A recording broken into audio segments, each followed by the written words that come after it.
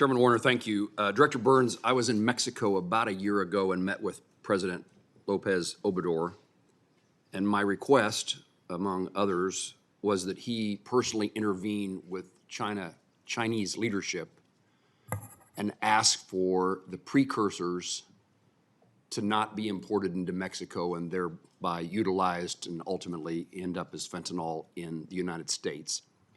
He committed to doing that.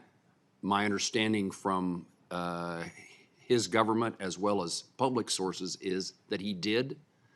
And then there seemed to be some level of interest on the part of China in negotiating with us or having conversations with the United States about that topic. I don't know that much has come from that, but you may tell me that I'm wrong. What explains the Chinese unwillingness to be more proactive in combating precursor chemicals coming to the U.S.? Is this, do they have the capability? They intentionally inflicting harm on Americans in America? Is there some quid pro quo that they're looking for?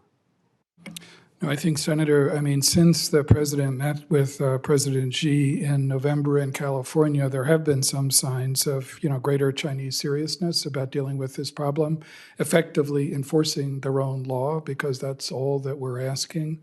When I was in Beijing in late May of last year, I raised this issue very directly with my counterparts as well. And so I think there are some signs that the Chinese are beginning to address the problem, not just of precursor chemicals, but also of pill pressing equipment.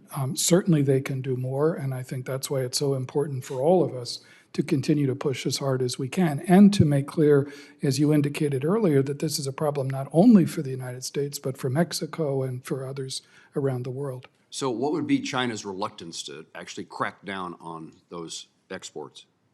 Well, I hope that what you're seeing now is a readiness to do more, I think, since November. But I think, that's something that obviously from the president on down, we need to continue to reinforce as hard as we can, because they do bear some responsibility for what's happening in our own society. General Kruse, how do you assess the current balance of military power between in the Pacific today, United States and China and others? I think I would describe the balance of power today as China is on a rise, that it has been planning for multiple 5-year periods, and it has executed that development, that training, that exercising in a way that has put them in a position that at some point in the not too distant future, in accordance with Xi's own goals, they will be a world-leading military power. The United States, though, is the world's leading military power today, and so the imperative piece for us is to be on that same trajectory to match them stride for stride and ensure we stay ahead of the growth that we see in China. But there is no doubt the growth that you see and has been discussed today in military power associated with China and the rise in all domains, cyberspace as well as conventional.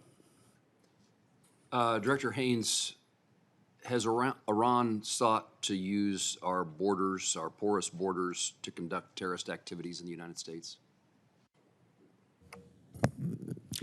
Yeah, we have a very good example of Iran supporting, in effect, efforts to come across the border to go after a former ambassador from Saudi Arabia, for example. There was a case against our Bobs here in that scenario. So they have historically attempted this, but it's actually been very challenging for them and something that we consistently monitor on a regular basis. They prefer to go through, to the extent that they're able, criminal entities and other groups as a way of trying to achieve their goals. Director Wray, there was reports of our military technologies being utilized in North Korean military equipment found in Ukraine coming from Russia. How do we explain that? Well, I'm definitely tracking a similar instance in terms of Iranian drones, for example, where U.S. technology has appeared as components. I think part of it has to do with dual-use technologies and companies here not being perhaps as vigilant as they need to be about the potential uses of their technologies. And so, we're trying to be very heavily engaged with the private sector to make sure that they're more thoughtful about who they're selling to and where their pieces and components may end up. Senator Warner